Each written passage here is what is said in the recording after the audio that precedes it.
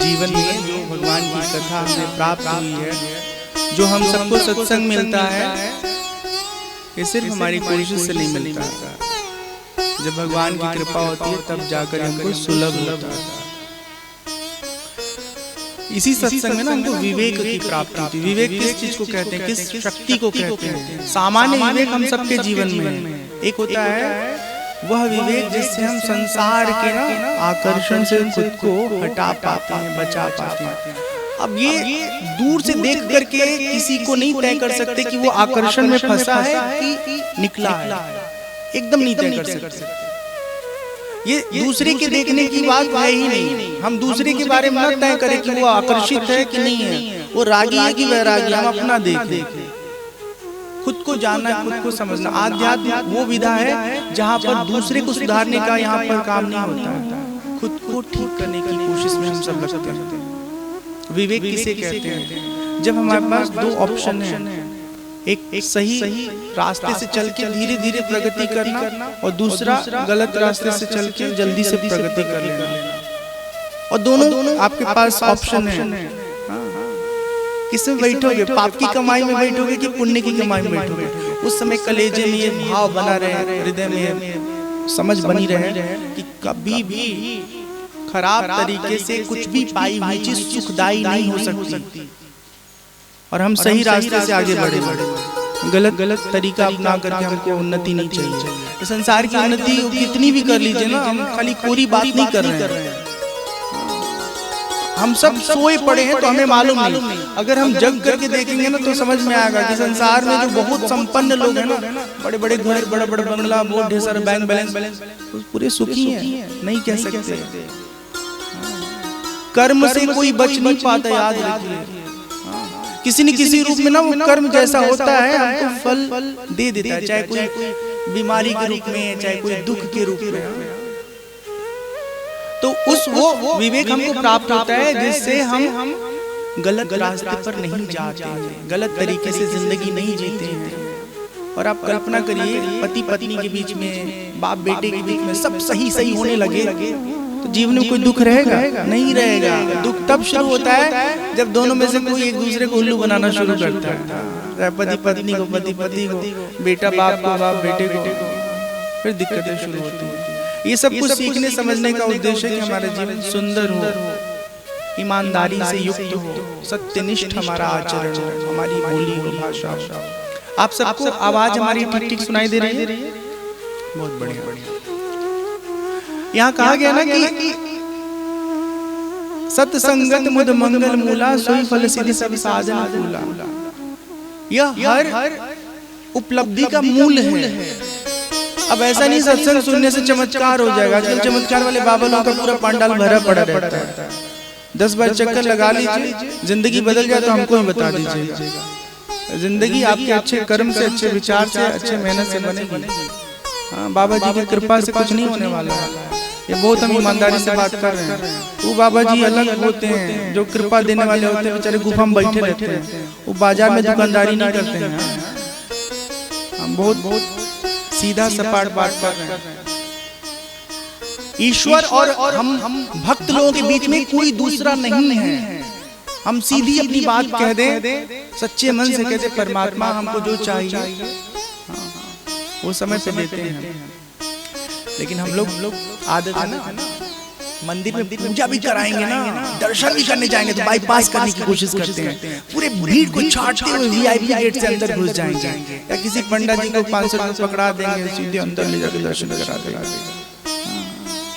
एक जगह तो हम लोग तपस्या कर रहे हैं, ठीक है, दर्शन करना है तो 10 लोग बैठे, 500 लोग लाइन में लगे दर्शन करेंगे। नहीं दर्शन करना है तो फिर ठीक है, मन ही से दर्शन। फोटो हर जगह आजकल है, वैष्णो मैया का फोटो है, चामुंडा मैया का फोटो है, महाकाल वाले बाबा का फोटो है, उज्जैन, त्र्यंबकेश्वर, सबका फोटो है। देखिए, आनंद लीजिए। लेकिन दर्शन करने जाइए, सच्चे मन से जाइए, बिना छल का दर्शन करिए। आखिर वो हम सबको परमात्मा ने कितना कुछ दिया है। अगर उनके दर्शन में थोड़ा इंतजार भी करना पड़े तो करिए ना। हमको बड़ा अच्छा लगा, दशहरा में देख रहे थे परसों, 200 लोग लाइन लगी थी, 200 लोग लाइन में खड़े हुए थे। सबको इंतजार था, अंदर जाएंगे दर्शन करेंगे। तो ये सारी बातें सिर्फ इसलिए है कि हम जीवन में ईमानदार रहें। ठीक। सठ सुधरई सत संगति पाई, पारस परस बुझात सुहाई। दुष्ट से दुष्ट व्यक्ति जो है सही संग में आ जाए तो सही हो जाता है। आपने कई लोगों के बारे में सुना होगा अपने आसपास की, कोई मांसाहारी था शाकाहारी हो गया, कोई एडिक्टेड था ड्रिंक को लेकर के, उसकी ड्रिंक करने की हैबिट खत्म हो गई। ये असंभव दुनिया में कुछ भी नहीं है, बस ये है कि सही जगह पर सही व्यक्ति का साथ मिल जाए, जीवन में कभी भी सुधार हो सकता है। और ये संग जो है ना, ये संग सिर्फ इतना नहीं है कि जाके संग किसी अच्छे व्यक्ति के बैठ गए, अच्छी बातें सुन लिए। 24 घंटा 365 दिन हमें अच्छे संग के लिए प्रयत्न करना होगा। अच्छा से मतलब पेट में जो डाल रहे हैं ना भोजन के रूप में, वो भी अच्छे प्रकार का होना चाहिए, गुणवत्ता से युक्त होना चाहिए। आसपास जो वातावरण है वो भी साफ सुथरा होना चाहिए। ये पार्क है, ठीक है, आप लोग पार्क तो साफ सुथरा है। कोई अगर यहाँ पे कचरा फैलाए तो उसको तुरंत डांटिए कि अपने घर में कचरा जाके फैलाओ। हम लोग बड़े चतुर हैं, अपने घर को साफ रखेंगे और दरवाजे पर कूड़ा डाल देंगे, नगर निगम आएगा तो कचरा ले जाएगा। और गाना भी चल रहा है, गाड़ी वाला आया जिससे कचरा निकाल।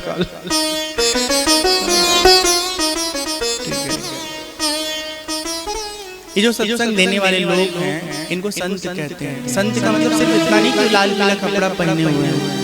संत हर वो शख्स है, हर वो व्यक्ति है जो सत्य तत्व के अनुसंधान में लगा हुआ है। सत्य तत्व मतलब परमात्मा तत्व की खोज में, अपने आत्मा को पहचानने की यात्रा में लगा हुआ है। कुछ उसने पाया है, कुछ जीवन में तपस्या किया, साधना किया है ना।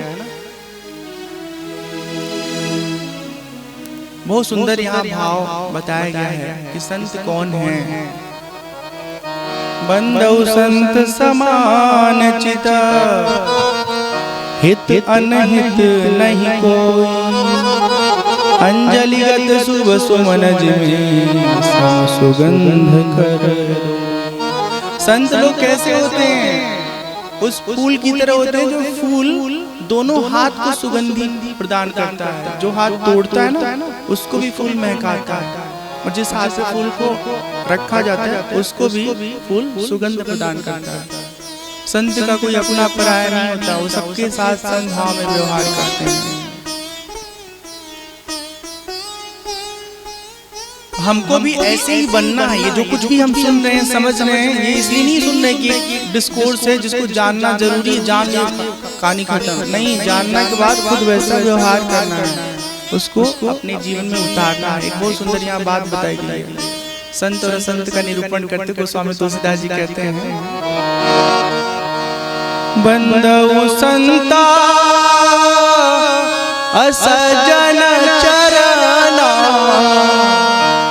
दुख प्रद उभया बीच कछु बरना।